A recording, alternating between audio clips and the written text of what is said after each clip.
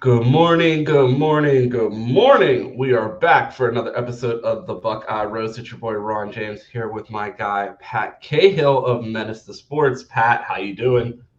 I'm good. And, it's officially game week. So I feel like we've had just this lull for the last 2 weeks. I'm excited to get back into, Buckeye football. It's been a rough 2 weeks. It has been. It has been a rough 2 weeks without football. I mean, it was a needed break, but you don't get a break from the fan base when the Buckeyes aren't playing. And there was plenty to talk about, plenty of frustrations around Buckeye Nation. We're going to get into it. The Buckeyes play again this weekend. But yeah, man, plenty to talk about. It's been a while since we've been here, so there is tons to get into. We'll start right with the national news and a topic that we have discussed at nauseum on our platform.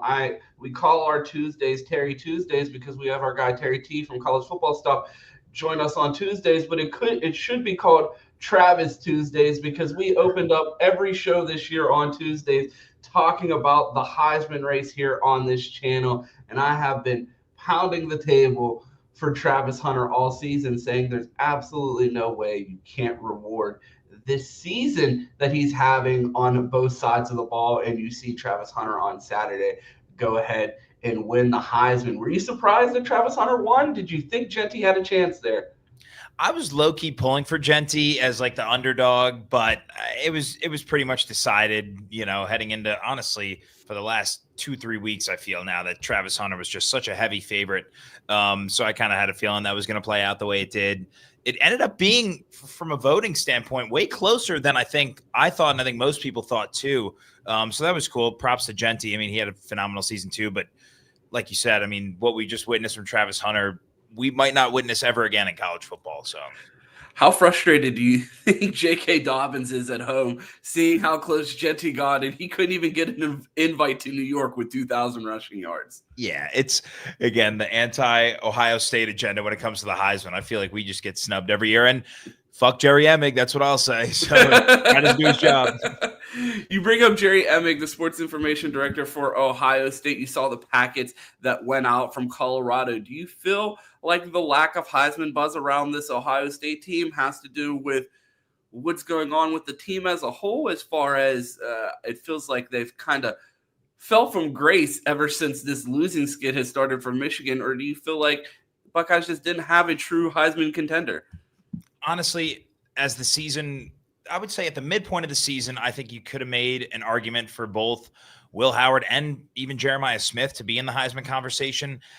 But then as the season wore on, you had those big games against Penn State and against Indiana. I mean, Will Howard did play well against Indiana, but then especially the game against Michigan. I mean, those are the games that if you want to have your Heisman moments, they're going to have to come in those games. And I feel like it was never one person that ran away with those Heisman moments to create a legitimate case. I mean, I know there was lobbying for Will Howard. I think it was after the Indiana game where I was seeing side by side of his 2024 stats versus Troy Smith's 2006 stats. And again, it's hard to compare the two because of, how much the sport has changed over the last 18 years. So I at the end of the day, no one really stood out to me in terms of, I don't even know if we would have anyone in the top 10 of Heisman voting. But yeah, I felt like we were beating the drum early in the season for someone to get some recognition, and then at the end of the season, it's like, oh, maybe they had it right. But it's like, okay, cool, you had it right. But you also had Jalen Milroe in there at the beginning of the season too. Can we at least get a little bit of love or some buzz around the team? Like, it felt like we didn't really get any serious Heisman consideration at all this season. No, that's true. But I also think it was a testament to early on, they were such evenly distributed, at least from a statistical standpoint on offense. You had obviously the two-headed monster in the backfield, Quinshon and Travion, splitting carries, so it was hard for one of them to run away with it. And then because we were running the ball so much, it was hard for Will Howard in the passing game to really get any national spotlight. Again, Jeremiah Smith had the highlight plays, but he never accumulated the number of stats to put him in recognition for that. Agreed. Thankfully, we have 2 more years for him to chase this award. So I wanted to stick with the Heisman a little bit and talk a little bit more about Travis Hunter. Do you think we're going to see anything like this again, or do you think this is a once-in-a-generation type of player that we see win the Heisman playing on both sides of the ball? Because I know one of the topics of conversation before the season, and it's always been a hot topic on Menace, about numbers of reps for wide receivers and the toll that takes on their legs throughout the season, all of those sprints. This guy was playing on both sides of the ball, and I saw Boise State fans make the argument all season, snaps isn't a stat. It absolutely is. Like, him playing as many snaps as he has and without the production falling off, and it's not like, I mean, the risk that you take when you're putting a guy out there with tired legs at corner, I mean, if one person gets past him or goes up top, that's putting Colorado in serious jeopardy. And the fact that he's able to play on both sides of the ball and still be a reliable corner and a big play guy on offense when needed, I don't know when the next time we'll see anything like this, if we'll ever see anything like this again. Yeah, there's absolutely no way we see something like this again. I truly believe that. I mean, what he did this year from a statistical standpoint, I mean, playing, like you just said, almost 1,500 snaps. He was top 3 in Power 5 in receiving yards and touchdowns, and he was top 3 in Power 5 in coverage grade. It's like, that's insane to be that dominant on both sides of the ball with no lack of, no fall off in production as the season wore on. I mean, he almost got better as the year went on, you could argue. It's truly insane. And I'm wondering if this will become a trend where you'll see some of the top, athlete recruits in the country decide that they want to be the next Travis Hunter. But I just don't think it's possible. I really don't. Playing 1,500 snaps of college football in one season is insane.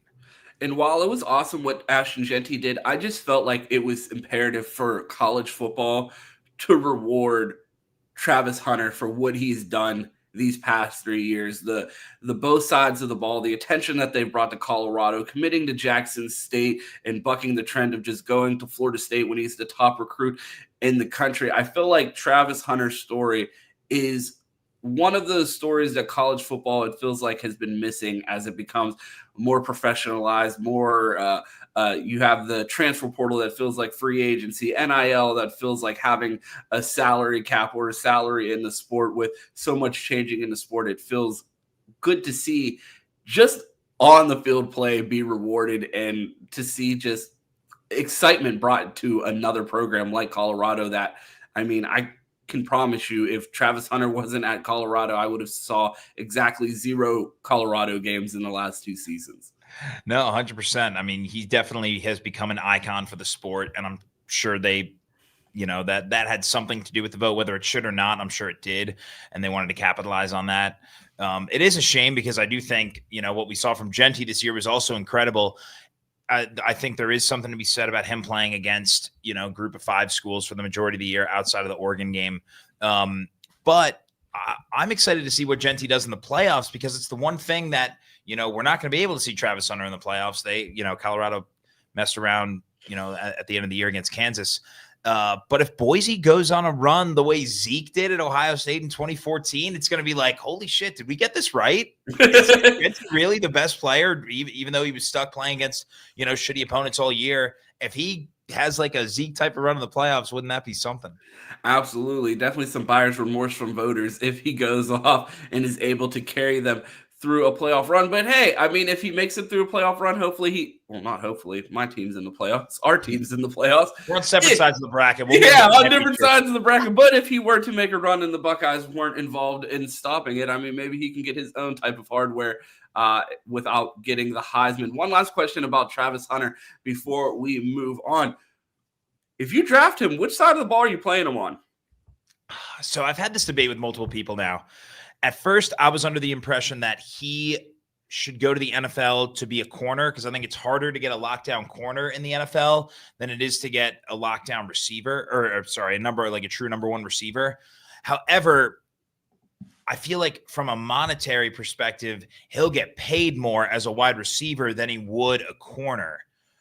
With the market of how, Justin Jefferson and Jamar Chase and the way they're setting the market, CeeDee Lamb, I think he has greater value from in terms of how much he's going to get paid as a wide receiver. So now I'm starting to rethink that he might play offense on, in the NFL, but I think it would be smart for him to play defense. And I think that's what teams will value more, because he's such a lockdown corner and that's so hard to find, and, as compared to a wide receiver. So that's my thought on it.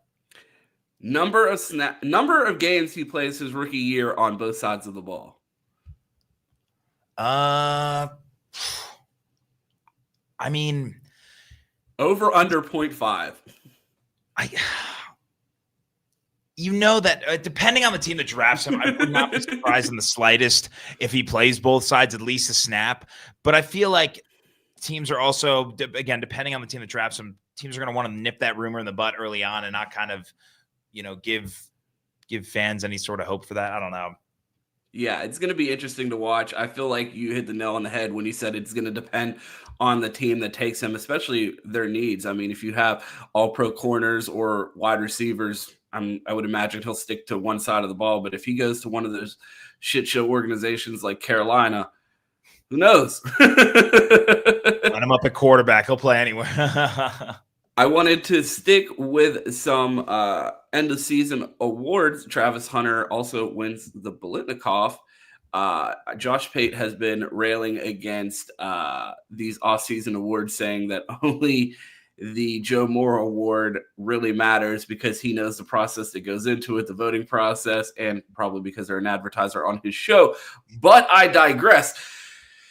Do you believe in these off-season awards, we saw Jalen Hyatt win the Biletnikoff over Marvin Harrison a few years back, which seemed to be a bit gimmicky. Marv eventually gets his Biletnikoff, and we celebrate it and say, oh, finally they get who's the best. We see Jeremiah Smith not even make the finalists this year. Do you still care about these awards? I mean, I do. I think it's cool.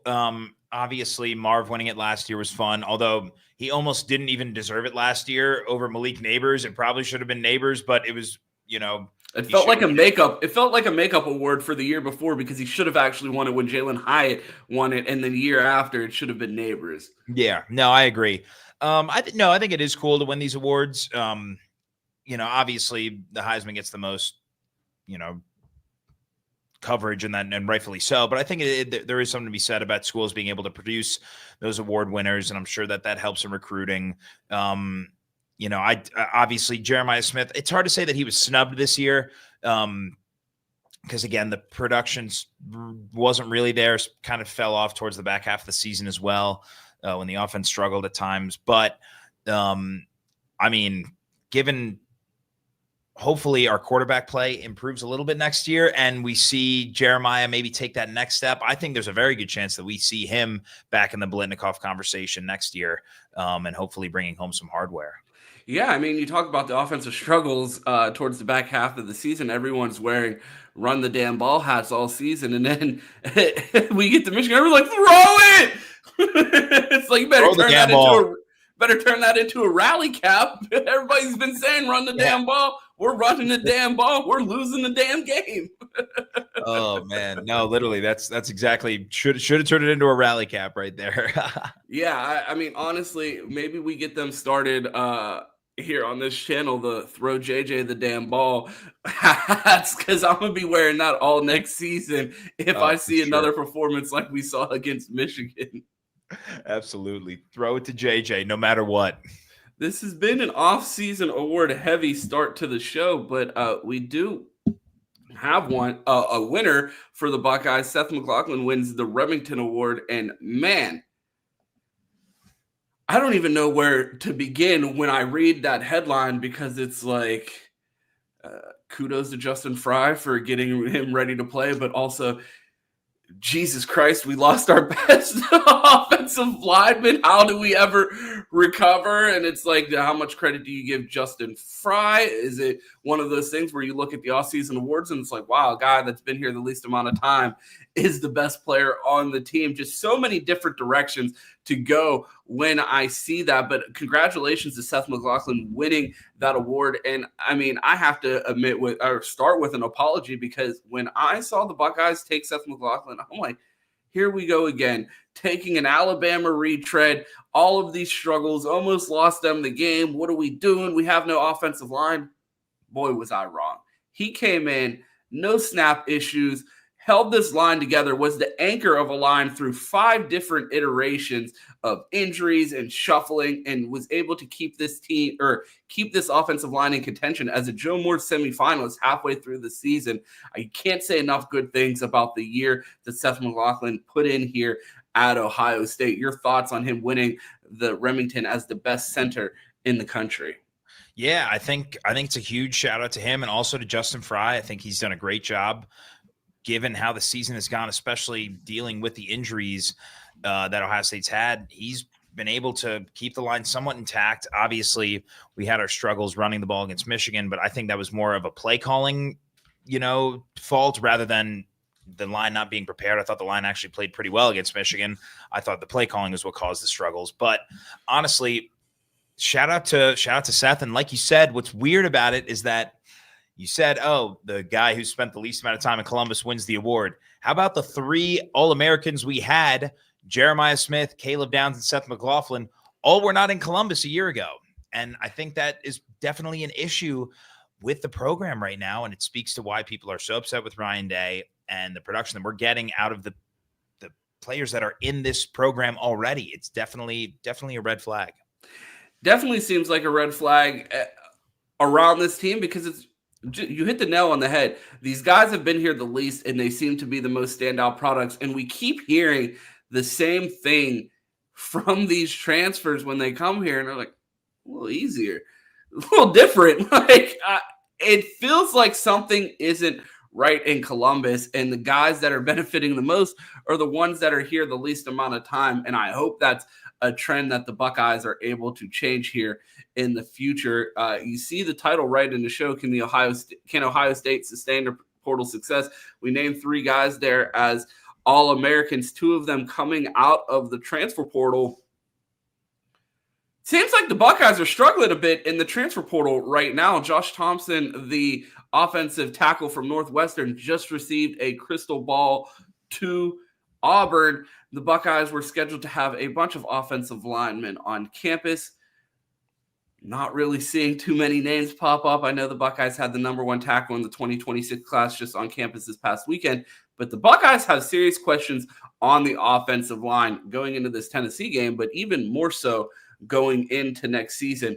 How concerned are you with the lack of what appears to be momentum from the Buckeyes in the transfer portal currently? Yeah, it's definitely concerning given how thin we are right now, but also looking ahead to next year in terms of getting that group ready. I'm not freaking out too much just yet because I still think there's some good guys in the portal. The guy from Nevada, right? Is he still why am I blanking on his name?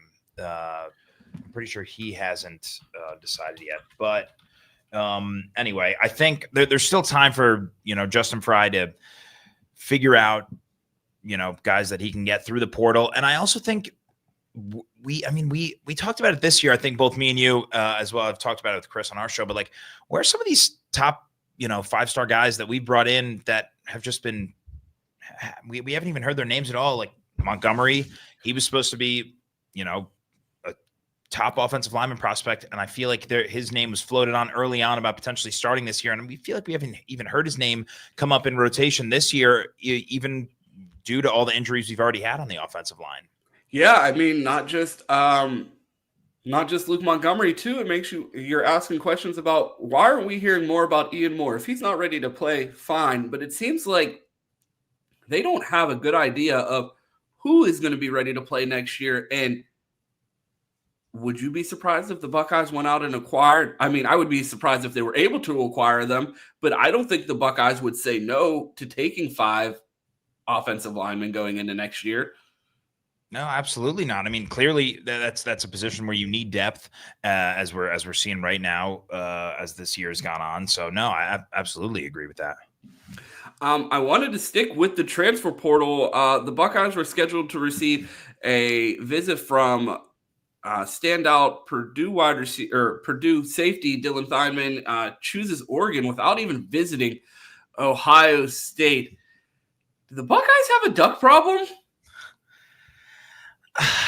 I don't think so. It's almost there. It's almost a duck problem, but I'm not going to fully admit that just yet. I think part of it if at least if I'm that kid as a safety, I mean, Caleb Downs is back next year. Clearly Lathan will be gone, but I think Ohio State has a solid safety room already that maybe he just felt that he wanted to be the star of the secondary at a place like Oregon rather than Ohio State. So that's kind of what I'm hoping is the case here. And it's not a duck problem, but after what we saw in this last recruit, the signing day period, with Oregon landing a bunch of Ohio State guys, it definitely is concerning. I'm not ready to say it's a duck problem just yet, but we're definitely trending in that direction. I think it'll be huge if we beat Tennessee and get that rematch with Oregon. I think that will be a huge, moment in this where the landscape of the Big Ten is going. I was just about to ask you, is it feel, I don't want to jump ahead of this Tennessee game, but it feels like this Oregon game is shaping up to be more than just a playoff game, and it could be a domino effect for the trajectory of the Big Ten going forward. I 100% agree. And again, I'm not looking past Tennessee at all either.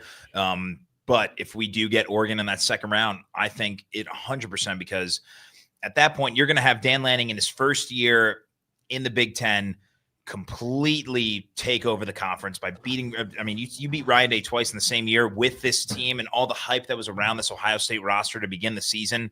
Dan Lanning comes in and says, "Oh, this is no biggie." Beats Ohio State twice. Then there's an issue, because then you start to feel the power shift. I don't think there's a power shift just yet. But if Oregon beats Ohio State twice in the same season with this roster, there will for sure be it's like the power shifting out west. Absolutely. It seems like Dan Lanning is really grabbing the Big Ten and making it his in year one. And if he's able to rattle off a national championship, or at least even 2 wins over Ryan Day, I mean, the Buckeyes got to be looking around in 4th place and say, hey, James Franklin's a higher seeded team than us in the playoffs. Dan Lanning just beat us twice, and we haven't beat Michigan in 4 years. I mean, yeah, Big Ten used to go through Columbus. would not be pretty, not be a good sight. But again, I don't think. I mean, we wouldn't be 4th. I mean, it feels like that, but clearly we're still the better team than Penn State. We beat them head to head. I hate the fact that they're ranked ahead of us because they lost to Oregon by more than we did, and we beat them head to head. So that's just my whole gripe with the committee there. But yeah, it's there. There's definitely something to be said. If Dan Lanning comes in here and wins his first 2 against Ryan Day, then there's a serious issue. I'm looking at the chat. I see this comment. When you have Phil Knight, enough said. I'm pretty sure we had the most expensive roster in college football this year. Yeah. So no one was saying, "Oh, we bought this team." Enough said to start the season, but now when Oregon's kicking our ass on the trail, it's about money. It's just always curious, the money conversation around Ohio State, that the team cries, "Oh my God, stop talking about us spending $20 million." And then we lose a recruit to Oregon and it's like Nike money. Yeah. No, 100%. All right, I guess. It drives me crazy because it's like, it's not a money issue. Ohio State can clearly buy anyone they want in the country. Yes, Oregon having Nike is a huge advantage for them, but it's not the reason they're getting these kids. It's a great narrative spin by Ohio State of still convincing fans that ever since the first, Ohio State has not lost a recruit over money since the first year of NIL. Outside of that Caleb Downs freshman year, the Buckeyes aren't losing recruits because of money. If they want to pay for it, they have it. And to cry broke or cry foul because of Phil Knight, I think that's kind of silly, especially with how much money the Buckeyes just spent on their roster. I wanted to pivot a little bit to actually no, I almost missed out. The Buckeyes, still no kicker through the portal. Do the Buckeyes find a kicker in the transfer portal, or are they going to continue down this path of not being able to make a field goal? I will be floored if they don't end up getting a kicker through the portal. There's no way that you can look at yourself in the mirror and think that the kicking situation is fine. And it has been fine for the last 3 years now. I mean, it's an ongoing issue that needs to be addressed, and it should have been addressed last year. We had a kid in state in Miami of Ohio, award-winning kicker, and he left to go to Bam. It's like there's no excuse for it. And now, there's the guy Jesus. Jesus is in the portal. He hasn't landed anywhere yet, right? I don't believe he has. I'm not sure. I know Arizona just signed one of the top kickers in the portal. I'm not sure if it was Jesus, but that was, given the name and the Buckeyes' current situation, you would have thought he would have been an absolute lock for the Buckeyes. And again, another like regional, he's a MAC kicker. It's like it makes sense regionally. He's he can kick in the elements. It's like that. I don't know. It seems like a no-brainer. But for them Jesus Gonzalez has committed already. So yeah, Buckeyes out on that one. The Eastern Michigan kicker. I believe he went to Arizona State. Okay, it was him. Damn it. All right. Well, that was one I was hoping. That was one I was hoping for. But yeah, there it is. That's a so bummer. I mean, struggles continue. I don't know. I don't think the Buckeyes need to go to the transfer portal to find a kicker that can make a 40-yard field goal. I'm pretty sure on their campus of 40,000 undergrads, they can find someone to make a 40-yard field goal. But hey, I could be wrong. Ross Bjork says he supports Ryan Day through 2025. It seemed to be a disappointing notion to Buckeye fans that were screaming for a new coach. All of the people holding their old photographs of Mike Vrabel and Marcus Freeman. Marcus Freeman gets an extension from Notre Dame. Thoughts on the Buckeyes giving Ryan Day essentially I don't even know, the leeway for another season to coach without fear of losing his job. We talked about this on this platform a million times, that I felt when Gene Smith resigned, retired, whatever you'd like to call it, retired in June, it was essentially a 2-year extension for Ryan Day because it didn't seem like Ross Bjork was going to be hiring a new coach in his first 5 months on the job at Ohio State.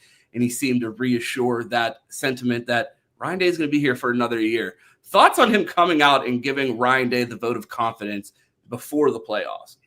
I mean, I don't think we should look too much into it, because let's remember Ross Bjork did the same thing when he was at Texas A&M and had, full support of Jimbo Fisher before they ended up firing him there.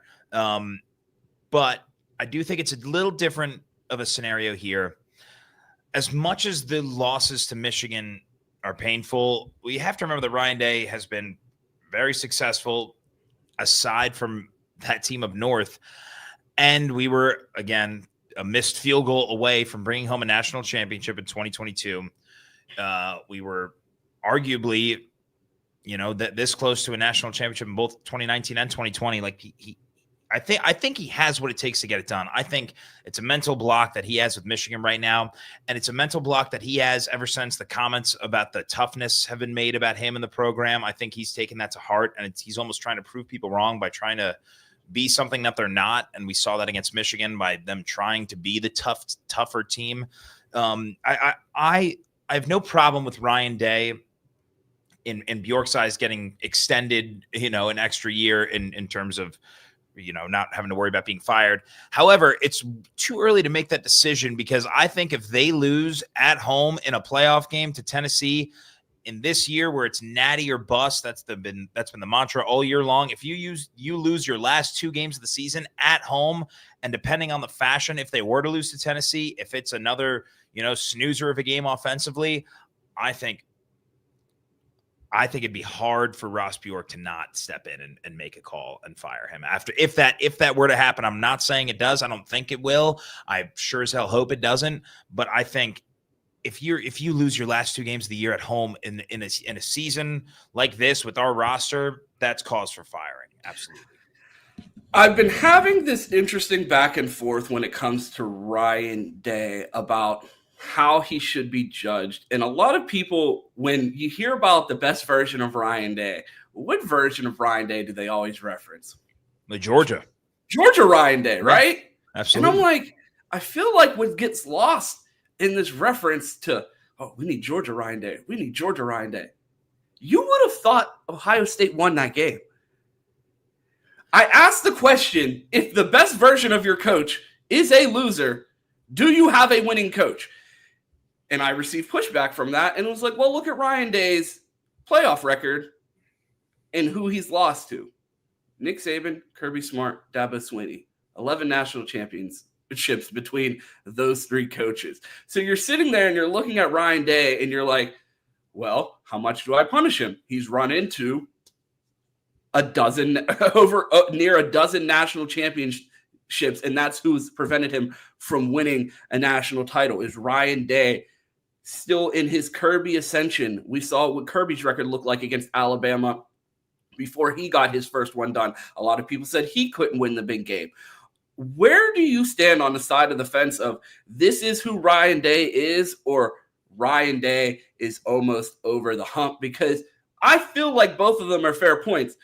The best version of our coach wasn't good enough to get it done, and we still did not win that season. But at the same time, could he see a path where if there's not a Nick Saban or Kirby that get in his way? The argument that a lot of people will make is that there is no juggernaut in this playoff field that could stop the Buckeyes in their tracks like we have in years past, or some of the more dynamic teams that we've seen. And it seems like to be a more open college football field. Is this the Buckeyes' opportunity, or do you look at it and say, I don't know, man, we're constantly holding up a version of our coach that wasn't good enough to get it done? Honestly, you bring up a good point. It's something that I've thought about before when referencing the Georgia game. It truly is hilarious how we reference that, that game that ended in a loss as Ryan Day's, that's the version of Ryan Day we want to see. But I think it's also a testament to that's the version of the offense that we want to see run under Ryan Day, given the fact that he is a quarterback, the quarterback guru that he is.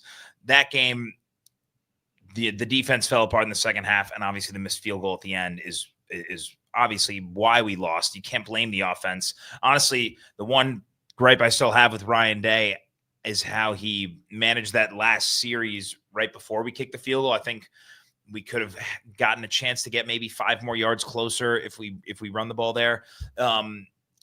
But again, it is what it is. What I'm going to say is I think what you said about this year being an open field is a great chance for Ryan Day to shut out this narrative. I think clearly we're good enough to beat Oregon. We lost to them by a point at their place early in the season. If we beat Tennessee and get a rematch with Oregon, I think even though Oregon is the best team, I genuinely think that we have a very good chance to beat them if we play the way we played against them the first time around, and maybe manage the clock a little better on the final drive. But again, if it comes down to a field goal, then who knows? We're going to be holding our breath. But again, I think I think we have what it takes to beat them. I don't think there's truly a dominant force in college football, again, outside of Oregon, who I think is also beatable. So I think this is the perfect year for Ryan Day to finally shut that narrative and go on a run in this playoffs. And I mean, I'm not going to say that he needs to win a natty for his job to be safe. I think winning 2 playoff games would be enough for me to say, all right, he's got what it takes. He can get there. But again, there might not be a better opportunity than this year, given the fact that there's no true dominant force. Yeah, and I feel like this year is no different than other year. Well, while it's different and there's no juggernaut, but like you said, Ryan Day can beat Oregon. We could have beat Georgia. We were a field goal away. But here we are entering the playoffs.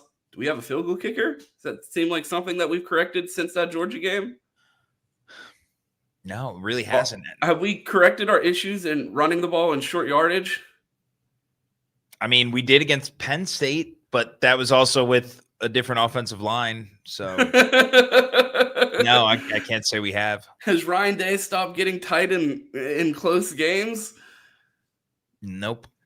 Can't say he has. So all of these things, while I keep having the conversation with Cam, with Chris Drew, all of these conversations about, of course, Ohio State could win. They have a $20 million roster. We've seen Ryan Day be an elite play caller. We've seen Jim Knowles call great games. We've seen it all. in spurts, in pieces. We haven't seen this program put it all together under Ryan Day. And while I think it's possible, absolutely. But when I'm looking at everything on paper, everything in front of the season, I just struggle to find the reason why I should believe, outside of the playing field, that this is the year that they figure it all out. Because I honestly would say they have probably more questions than in years past going into the playoffs.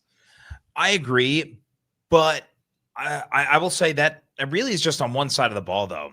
I mean, the defense for the last half of the year, ever since that Oregon game, has really balled out. And I feel like this is the best I've felt about our defense heading into the playoffs, you know, and arguably the last 10, 15 years. I think this defense is the reason why we can overcome some of those struggles. Like in the last few years, it's been a matter of, all right, we're going to have to outduel and outscore our opponents. Whereas now, as long as the offense puts up 21, 24 points, I'm going to feel confident that we're going to win this game because of how dominant our defense has been this year. And I don't think, at least, I mean, Tennessee has a very good running game, but outside of, you know, I haven't been that impressed with Nico this year. And again, he's young, so that I think that first playoff game environment will be tough for him to overcome. Again, you just got to score, and I get Tennessee's good defense, but you just got to score 21, 24 points, and that should be able to get you through a majority of these teams in the playoffs. How important do you think it is to get off to a hot start for the Buckeyes with Tennessee's desire to run the ball against this Buckeye team? It felt like Ohio State allowed Michigan to stay in the game the entire game and play their style of football. It seems like the Buckeyes, especially in the Michigan game and with this Tennessee game, have an opportunity to dictate the pace of the game and how Tennessee plays if they're able to get out to an early lead. I know Tennessee has struggled with slow starts in the past. Do you think the Buckeyes maybe take the ball to start and see if they can jump out to a hot start and get a stop early? And if the Buckeyes are up 14-0, that changes the entire game plan of Tennessee. Do you think the Buckeyes change any bit of strategy here? How imperative do you think it is the Buckeyes have a hot start here, especially with Tennessee's desire to run the ball this game? I absolutely agree with that. I think they should 100%, you know, if they win the coin toss, get the ball first, march it down the field and score. I think there's a lot of restlessness. I can tell you between the two of us and all Buckeye Nation, there's a lot of restlessness in terms of wanting to see them get back on the field and score quickly. So I'm sure Ryan Day and the offense are feeling the same exact way, knowing that they left a lot on the field against Michigan. And it's like, all right, let's get out there. Let's put this game away early so we don't have a team hang around and let them play into their strengths the way we let Michigan do against us. And like you said, if Tennessee has to play from 2 scores down the majority of the game, I really like our chances because of how efficient they are running the ball as opposed to throwing the ball. The Buckeyes are finally playing a primetime game. Ross Bjork talked about the Buckeyes have been clamoring for this environment, and they are going to be ready to go. The lights, the pyrotechnics, all of the showmanship that goes into a primetime game will be full effect in Columbus this weekend. How excited are you to see the Buckeyes play in primetime? And what do you expect from the stadium and environment, especially with all that has been made over Ticketgate? Yeah, no, I'm super excited. As much as, you know, it sucks that we didn't have a real true night game, you know, in the regular season, I'll absolutely trade it for now that we have a playoff game at home at night. I think that'll be a huge advantage for us. What I'm a little nervous about is how apparently the CFP is stepping in terms of making sure that, you know, Tennessee gets an intro video. And I thought I heard that they are also controlling some of the sound noises that get pumped during the game, which I think they're in control of the music. So this is where I had this debate with Zach and Chris last week on Menace. And how does that work in terms of, like, if Ohio State's on defense and we're on third down, are they going to play Hell's Bells through the speakers to get the crowd going? Or I would imagine that they're going to have some respect for the environment. I don't know, because if they're controlling the music, then it's like, I don't like that. That's one of the things. Third down, make some noise. It's Will Howard, like, I can't hear. Literally, like, it's got to be there. I know they've come out and said this, but I'm hopeful that it truly still feels like a home environment for Ohio State in terms of and how they, play sound throughout the stadium too. Because I think that's one of the things that makes this, such a huge advantage for us. And I hope that, and I know we've seen videos circulating around the internet of the light shows, those red scarlet lights that are going throughout the stadium. I know I've talked with Chris about this.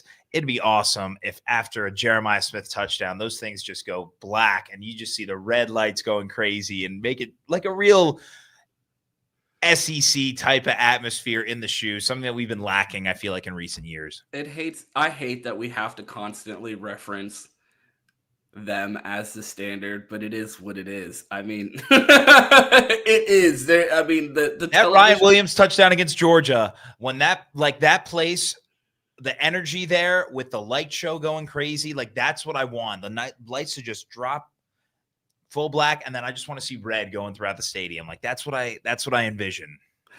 Well, while you're envisioning this game Saturday, Pat, I'm going to need a score out of you. The Buckeyes take on Tennessee this weekend. Lots on the line. I feel like Buckeye fans, Columbus, the entire fan base, everyone needs this win because I don't think they have floodgates or disaster recovery to deal with the fallout of a loss of this magnitude. Pat, what is your prediction for this game? I agree, and what I've said after coming to grips with the fact that we lost to Michigan again for a fourth straight year, and the way we did. I've talked with multiple people about how that loss felt like the 2015 loss to Michigan State, where we just couldn't get out of our own way offensively and beat ourselves because we allowed, the opposing team to stay in the game and win on a last-second field goal. I mean, the similarities between those two games have just been driving me crazy the last few weeks. But if you remember in 2015, we steamrolled Michigan after that and then steamrolled Notre Dame in the playoffs. You saw a version of that team that was like, all right, let's quit fucking around and like we can go out and beat anyone we want to and name our score. And I hope that that's the mentality that this Ohio State team has heading into Tennessee. But as we've said, in the Ryan Day era, we haven't seen them fully unlock that potential. So the spread being 7.5 makes me feel like this is going to be, a close game. I think Ohio State, I truly believe that they are the better team than Tennessee, and they should win as long as they don't, get in their own way. I could see a 27-17 victory for the Buckeyes. 27-17 would likely imply 2 made field goals from the Buckeyes. And man, if you can find out, we're going to go for 2. Touchdowns with 3 successful 2-point conversions and one field goal for the winner. I am going to go in a different direction with no field goals made here. I'm going to go with the Buckeyes get it done 28-17. That is my early week prediction. I just feel like the Buckeyes, this could be an opportunity for the Buckeyes to just impose their talent on Tennessee. And this could be one of those games where they say, football's not played on paper. Well, sometimes it is. Sometimes the talent on paper just comes out and overwhelms the other team. And I feel like the Buckeyes have an opportunity to do that. It seems like from the analysis that I've seen from Tennessee fans and Tennessee beat writers is they're banking on Ryan Day to come in there and piss down his leg and neuter the talent on this team. And while I'm down on Ryan Day, I'm not that down on him. And I just don't see him completely neutering this team enough to completely deplete the talent advantage that the Buckeyes have over Tennessee. So I think the Buckeyes are going to be able to get it done. We're going to dive more into that game this week. We have Terry T on the show tomorrow. We're hopefully going to get a Tennessee guest on here and hopefully talk to a few more guests before this weekend. But we appreciate you for being here today, Pat. Let the people know where they can find you before we get out of here. Absolutely. You can find me on the Menace Sports Show Monday through Friday. On Twitter, I'm at Pat_KHILL8, and on Instagram at Pat_CAHILL8. Follow me for some fun sports edits and all that stuff. But yeah, that's all I got. We appreciate you joining us. Our guy Q will be back tomorrow as well. But if you want to find me, you can find me on Twitter at 2Ts. It's 2_TES. You can find me here for the Buckeye Roast Monday through Friday. You can catch us Wednesdays in the Bleacher Report app for our Tennessee Ohio State preview. Post game, we will be doing an instant reaction in the Bleacher Report app.